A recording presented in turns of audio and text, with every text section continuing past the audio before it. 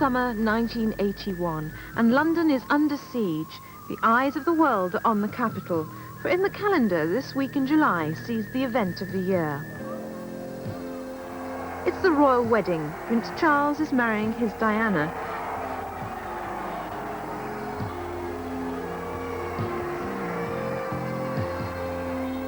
Travellers from every corner of the globe invade the city by each and every means.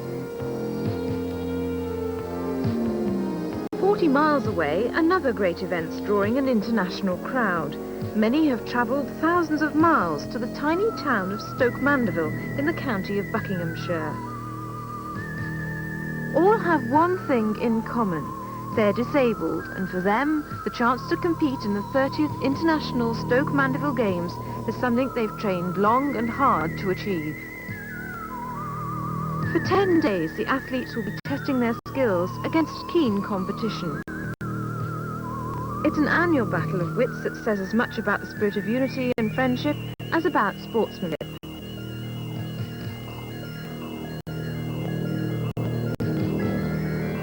It's here, the Ludwig Guttmann Sports Centre for the Disabled, that this great sporting challenge will be centred. A place that offers a full range of facilities for this mammoth event.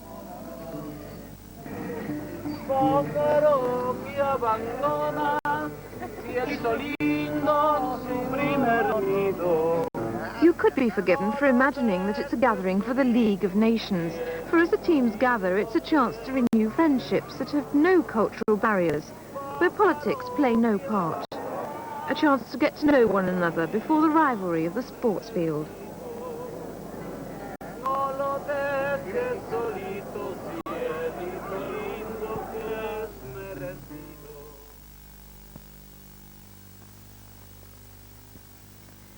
The Games Executive Committee has the daunting task of ensuring the events a resounding success. But how did the concept of the Paraplegic Games originate? Joan Scruton. It started with Sir Ludwig Guttmann, Dr. Guttmann as he was then, when he was the director of the National Spinal Injury Centre at Stoke Mandeville Hospital, when for the first time he pioneered the treatment and rehabilitation of spinal cord injured people who really until that time mostly died. And he realized the importance of sport because he introduced it as part of the treatment of the paraplegics. And from that he founded what today are the worldwide sports movement of Stoke Mandeville Games. It's more than 30 years since Sir Ludwig's sports movement gave hope to thousands of disabled. And today, as the dignitaries gather for the opening ceremony, it's time to reflect on what's been achieved so far. My Lord President, Lord Porritt, the Lord Lieutenant of Buckinghamshire, Chairman of the Aylesbury Vale District Council, Lord Westbury, Lady Malalieu, the President of the International Sports Organisation for the Disabled, Musher Avran Nassar. Visitors are welcomed by the chairman, Horace Poole. It's the British Paraplegic Sports Society which makes this event possible. It's they who build and maintain the centre and act as hosts for this colourful gathering. Their founder-president, Lord Porritt, gives apologies from the patron, the Prince of Wales. He's sorry he couldn't be here today, but he had a rather important prior engagement, something everyone will understand. This year is special. Lord Porritt opens not only the Games, but also the new Olympic Village, and he'll dedicate the whole sports complex to Sir Ludwig. It was a special appeal that paid for the Olympic Village, like the rest of the sports complex built by the Paraplegic Sports Society.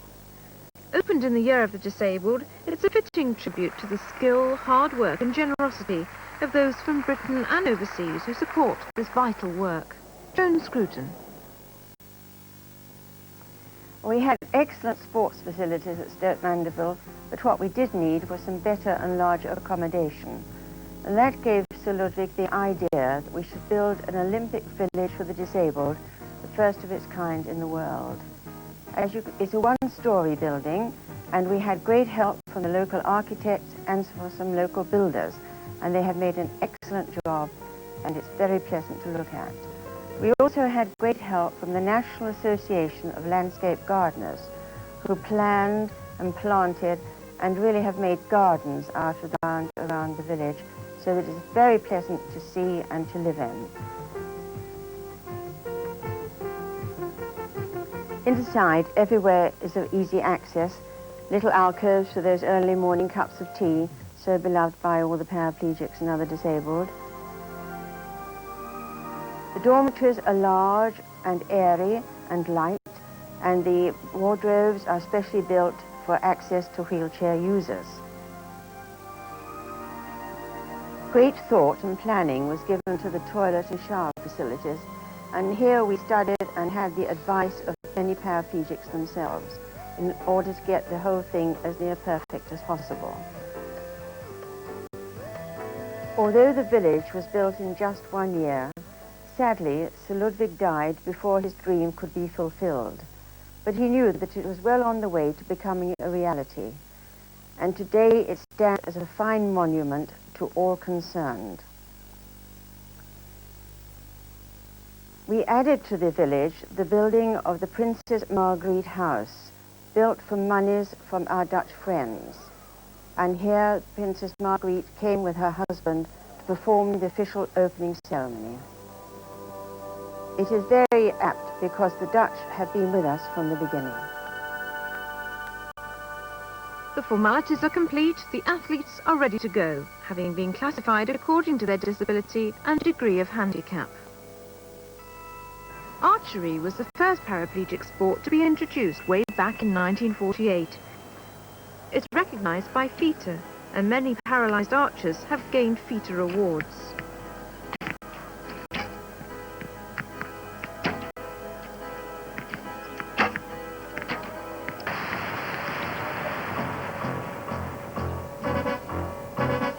On day one, it's the 400-metre all-weather track that's the centre of attraction. Since it was built, largely by donations from the Dutch, track events have become a major sport.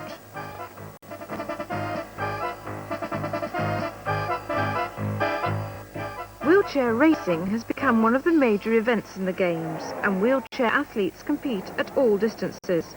Records are continuously being broken in both men's and women's events.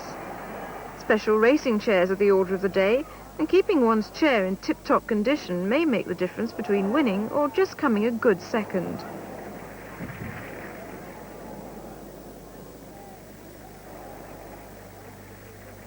The wheelchair slalom, a test of concentration, dexterity and mastery of the wheelchair, all against the clock.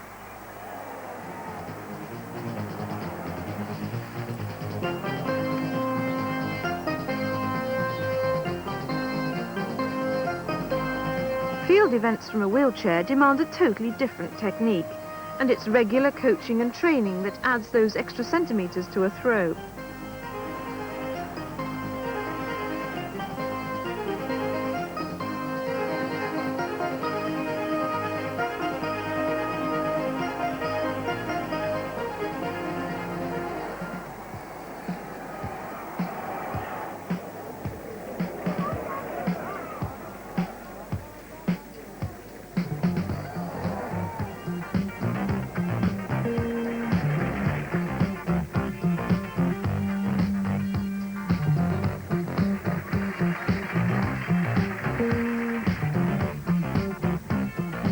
With such determination, surely this girl's in for a medal.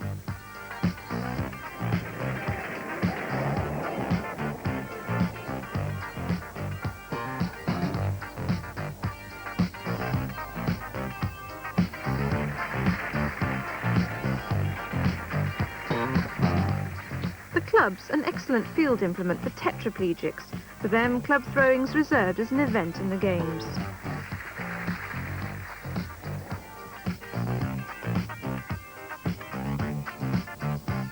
Now there's a good discus throw. Maybe he's in for a medal. And when your team is not competing, it's nice to relax in the warm sun and perhaps dream of home.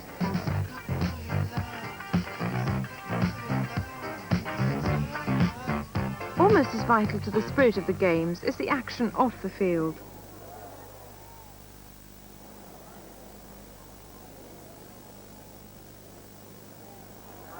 A gallant gesture is always appreciated, but better not let the local policeman catch you.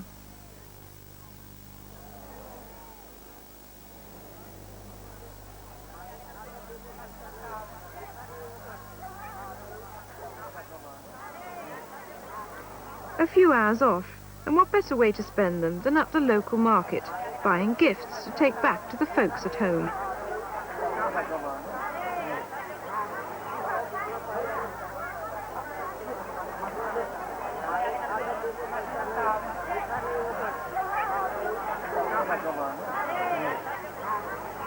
It's time to relax, and tonight there's a reception for the athletes at the Civic Centre. Aylesbury Vale District Council's way of getting to know their international visitors in a friendly fashion, bidding them welcome the council chairman.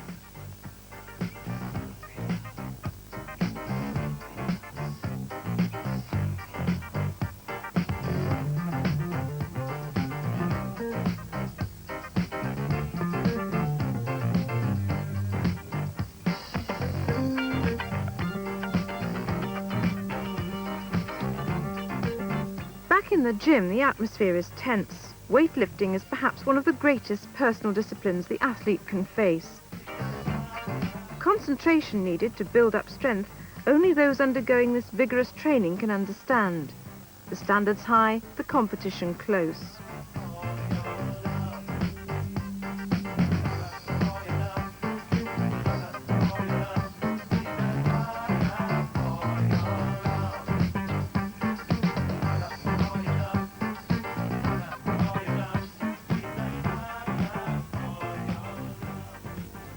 Fast play in the table tennis hall. Years of dedication and training make a first-class player, and these players are of world champion class. It's a favourite sport with tetraplegics, athletes whose paralysis involves the lower and upper limbs. To make play possible, the athlete has the bat bandaged to his playing hand.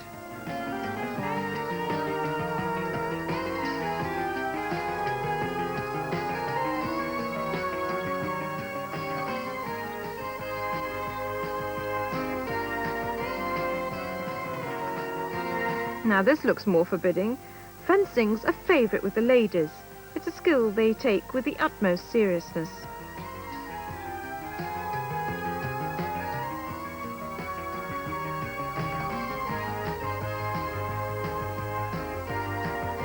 It's always been a sport of temperament though, and defeat comes hard to one young Italian lady.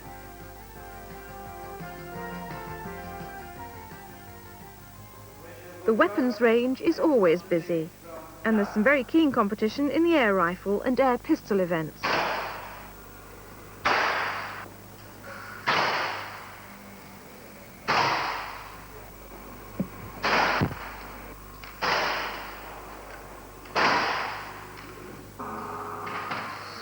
There's no such upset in the peaceful oasis that's the bowling green. Since 1974, the Lady Gutman Indoor Bowl Centre has become more than the field of play. It's a centre of social life at Stoke Mandeville, where disabled and able-bodied alike gather throughout the year.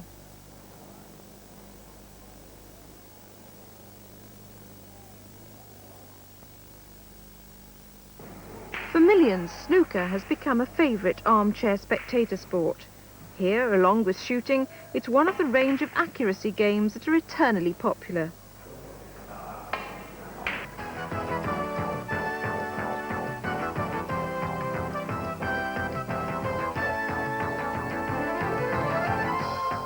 They say swimming's one of the best forms of exercise, and at the pool the athletes are out to prove that's true.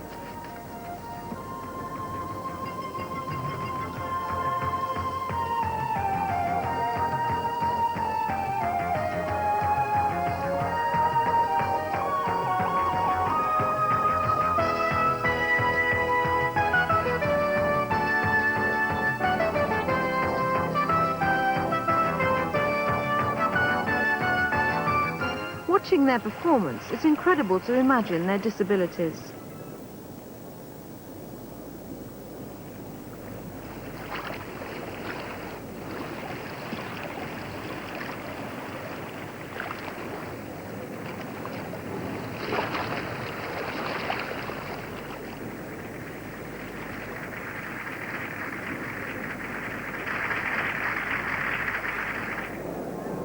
But for sheer excitement, perhaps the best spectator sport is wheelchair basketball.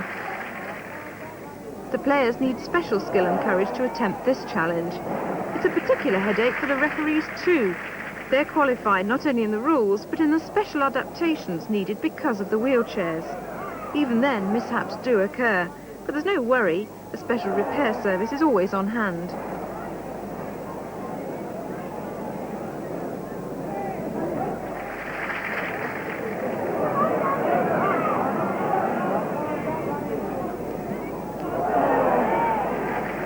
While the scores clocked up, computer staff on loan from IBM record and produce daily results. The professional backup the games couldn't do without.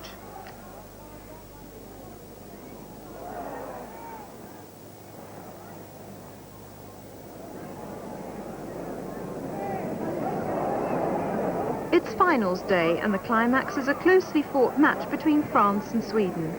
Expectations are high on both sides, but in the end it's France who are victorious by just 1 point.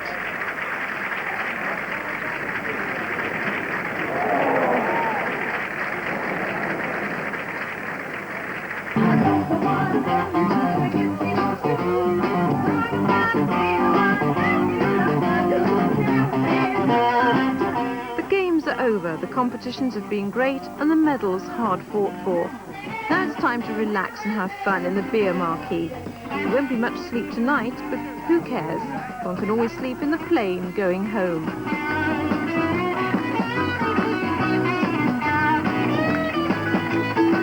And so the International Stoke Mandeville Games are over for another year. After a night of celebration and perhaps a day or two of recuperation, the teams begin their long journeys back home, to the Far East and South Pacific, to Pan America, Africa, Asia, and nearer home to the countries of Europe. Life at Stoke Mandeville soon turns full circle. A year later, his wedding behind him, Prince Charles keeps his promise and arrives in style to open the 31st Annual Games. 30th anniversary, or so I am reliably informed, of the International Games here at Stoke Mandeville. And it makes me feel much more involved when I think that Sir Ludwig Goodman started this whole business in 1948, which was the year in which I was born. And so, as I get older, you shall be able to judge exactly how old this particular operation is.